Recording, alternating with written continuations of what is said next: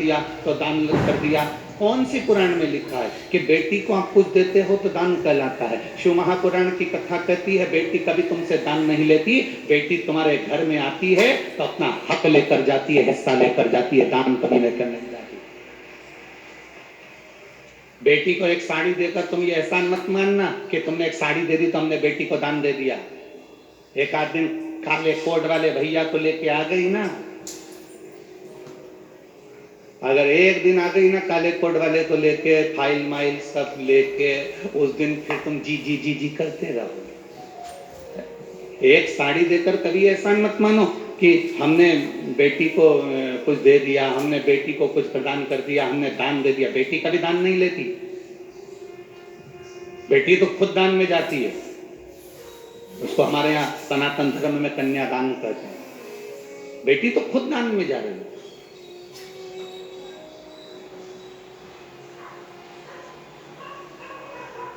हमने बेटी को ये सामान दे दिया, दान कर दिया। शिव महापुराण कहती है ना, दूसरे को दिया गया दान है, दूसरे को प्रदान किया गया पुण्य है। अपने का क्यों नहीं रखा? बहन बेटी हो तो उसको दो, मना नहीं, हम मना नहीं कर रहे। भांजी है तो उसको दो, मना नहीं कर रहे। अपनों का क्यों नहीं लगता? देवरानी को दिया या जेठानी को दिया, उसका क्यों नहीं लगता? क्योंकि आपस में तुम आज खिला दोगी, अगर उद्यापन में तुम थोड़ा बहुत पाँव भी पढ़ लोगी, उद्यापन में तुम उसका सम्मान भी कर लोगी, उद्यापन में थोड़ा सा तुम आदर भी कर लोगी, पर बाकी के साल भर तुम उसका आदर करोगी क्या? अंदर से ना जाने कौन कौन सी बात पे दिन भर कुड़ती रहोगी, अंदर बैठी बैठी। तो ये पुण्य कहां से लग गया? ये दान कहां से लग गया? दान अनायासी होता है।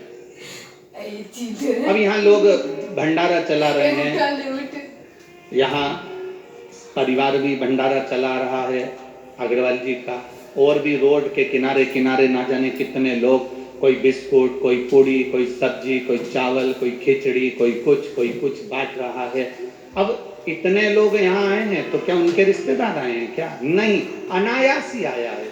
कोई ये पहचानते नहीं है तो भी यहाँ पहुँच गया है और उसका उन्होंने आदर किया है, सम्मान किया है, सत्कार किया है। और वो सत्कार का फल ये मिलेगा कि वो खुद 3 महीने में अंदाजा लगा कर बैठ जाएंगे कि हमने दूसरे को खिलाया तो बाबा ने हमको दिया कितना है। ये उसके ऊपर है।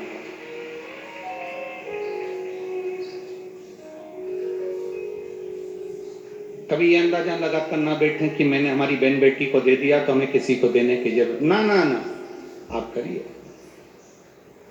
हमारा पुण्य भी कभी कभी समाप्ति पर आ जाता है। भीष्म पितामह ने जिंदगी में इतना पुण्य करा, पर रुक्मिणी जी से भगवान कृष्ण ने कहा, एक स्त्री का वस्त्र खिंचा रहा था, द्रौपदी का चीर खिंचा रहा था, उस समय पर उसको बोलना। भीष्म पितामह को उस समय पर बोलना चाहिए, गुरु द्रोणाचार्य को उस समय पर बोलना चाहिए, गुरु द्रोणाचार्य को उस समय पर कहना चाहिए था। जब वस्त्र खिंचा रहा उस समय पर बोलना चाहिए, ए दुर्योधन, ए दुशासन, तुम ये गलत कर रहे हो। एक स्त्री का चीर खिंचा रहा। हमने पहले भी कथा में कहा, लोग कहते हैं सीता जी के कारण रामायण हो गई और द्रौपदी के कारण महाभारत हो गई। दुनिया के लोग ये शब्द कहना बंद कर दें कि द्रौपदी के कारण महाभारत हो गई और सीता जी के कारण रामायण हो गई। याद रखना, ये सीता और द्रौपदी के कारण महाभारत और रामायण नहीं हुई है, यह नारी का सम्मान नहीं कर पाए इसलिए महाभारत और रामायण हुई। अगर नारी का सम्मान कर लेते, नारी का सम्मान के शब्द नारी के लिए कह देते, भीष्म पितामह एक बार मुख से कह देते थे, ए दुशासन छोड़ द्रौपदी को, तो क्या दुशासन नहीं छोड़ता? क्या दुशासन नहीं बोलता? अगर एक बार सम्मान का शब्द संबोधन कर देते, भीष्म पितामह एक बार कह देते कि तुम द्रौपदी को छोड़ दो, वृद्ध के नाते अगर कह देते तो वो छोड़ देते, छोड़ देते। एक बार अगर गुरु द्रोणाचार्य ज्ञान की मुद्रा में रखकर बोल देते तो वो छोड़ देते, अब नहीं बोले। आप सबसे निवेदन है, जब नेक बात बोलने का मौका हो, जब अच्छी राय देने का मौका हो, कोई तुम्हारी बात सुने ना सुने, जिस सभा में बैठे हो और सतमार्ग बताने का अगर मौका मिल रहा है तो उस समय को मत छोड़ना, और अगर बन सके तो अपनी बात एक बार सतमार्ग की बोलना जरूर, फिर परिवार के लोग उस बात को माने ना माने, पर अपना कर्म अपना फर्ज अदा जरूर कर दो। अपने फर्ज से अपन को मुख नहीं मोड़ना,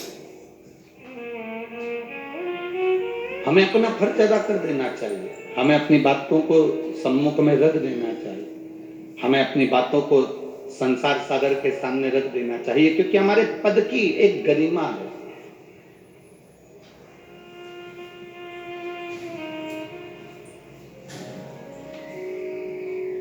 किस जगह पर आप बैठे हुए हो, किस स्थान पर आप बैठे हुए हो, उसकी एक गरिमा है।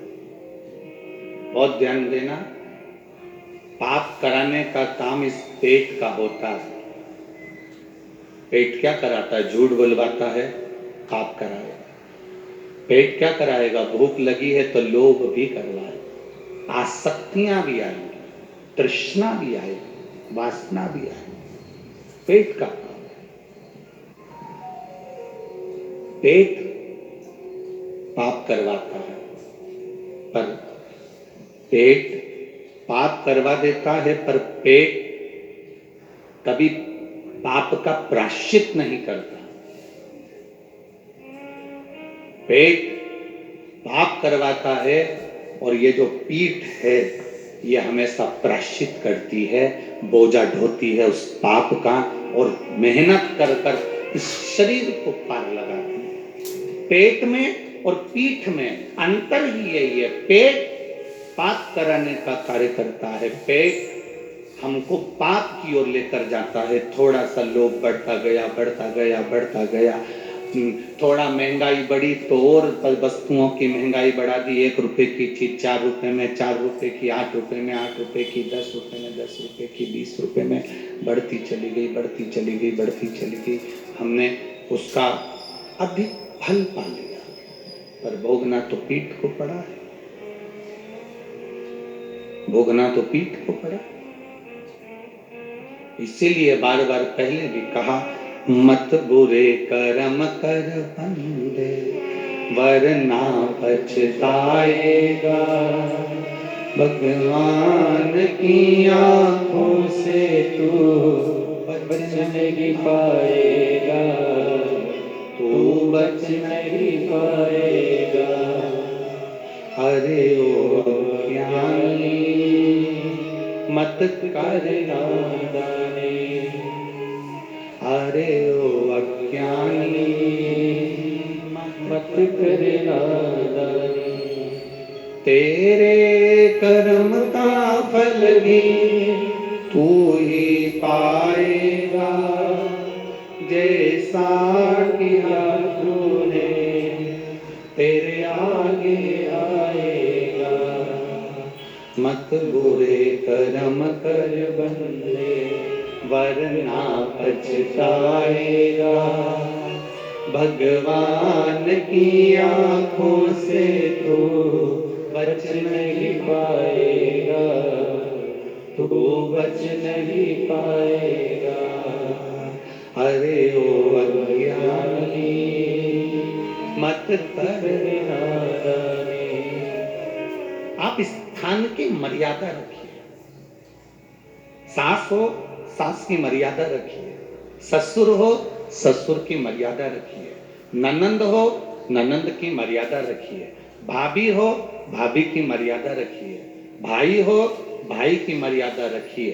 भीष्म पितामह अगर अपनी मर्यादा रख लेते और उस जगह पर भीष्म पितामह थे, घर के सबसे बयो सबसे वृद्ध सबसे बड़े, अगर एक बार उठकर कह देते दुशासन चीर छोड़ बहू का, द्रौपदी के चीर को हाथ मत लगा लेना दुशासन, और द्रौपदी से कह देते बेटी आओ यहाँ बैठो, बैठ जाओ, अपनी गांधारी सास के पास जाकर बैठ जाओ, रोमती उसके पास जाकर बैठो, तो दुशासन और दुर्योधन की हिम्मत नहीं होती कि वो चीर खींच लेते। पर मर्यादा हट गई, एक बड़े अपनी मर्यादा